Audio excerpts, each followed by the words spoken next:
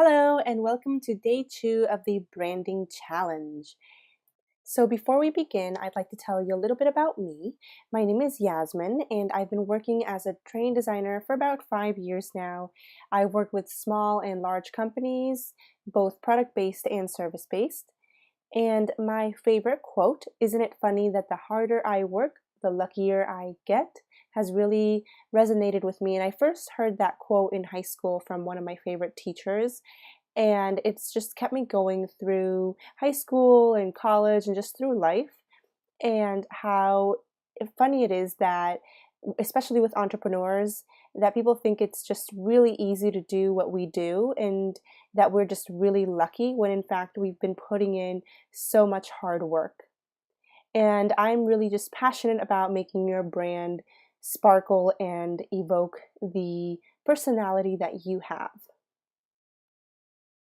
So let's get started with day 2.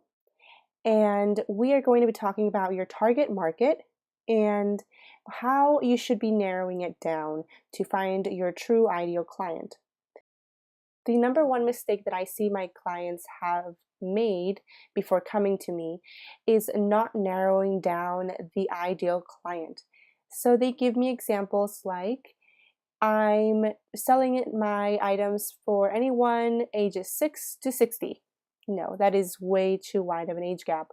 Or, "I'm selling to business owners who have been in business either 2 years to 10 years. That is still too wide of a gap. You have to really narrow down your target audience because, for example, the 6 to 60-year-old, completely different mindsets, completely different problems. And the business owner who just started versus the business owner who's been around for a while, they both have different problems and different aspirations. So why would you even hone in? Because it'll help focus your marketing. You won't be throwing things at the wall, seeing what sticks and what doesn't. You really will be able to focus your marketing, your copy, your sales page, your funnels. Everything will be targeted to that one specific audience. And this will help you seem not wishy-washy, and it won't confuse anybody who comes to your site. So let's say that you were trying to sell to somebody in the ages of, let's keep it a bit smaller, 20 to 60. They all have jobs. You think that they can all afford your item. Again, they have different problems and different pain points. So when they get to your site, they'll just get confused about what it is that you're selling because you might be marketing to people who are younger, but then when they come to your site, it's kind of marketed to people who are older because you haven't honed in and you're not consistent. So confusion, you look wishy-washy, and your marketing is just all over the place.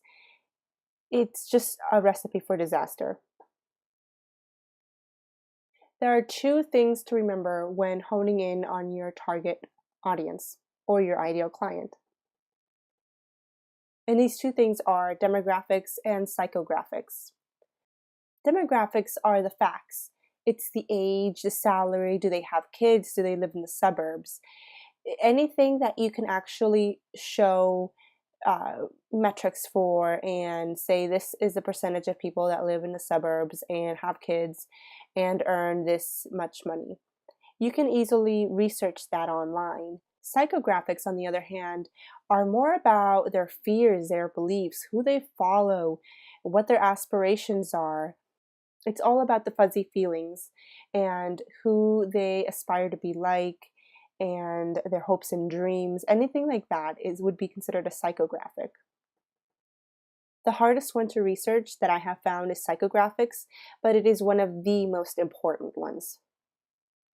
And when researching things like psychographics, you really have to ask yourself, what does my ideal customer hold sacred?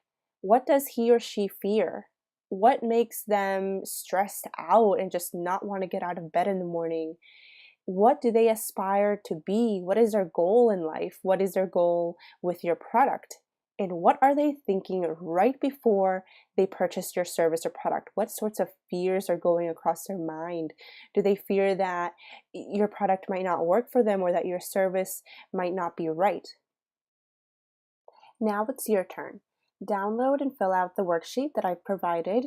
And if you're having trouble filling this information out, if you don't think you know what exactly your ideal client likes or dislikes, wait for day 3, and that's when I explain how to find your ideal clients and your competition.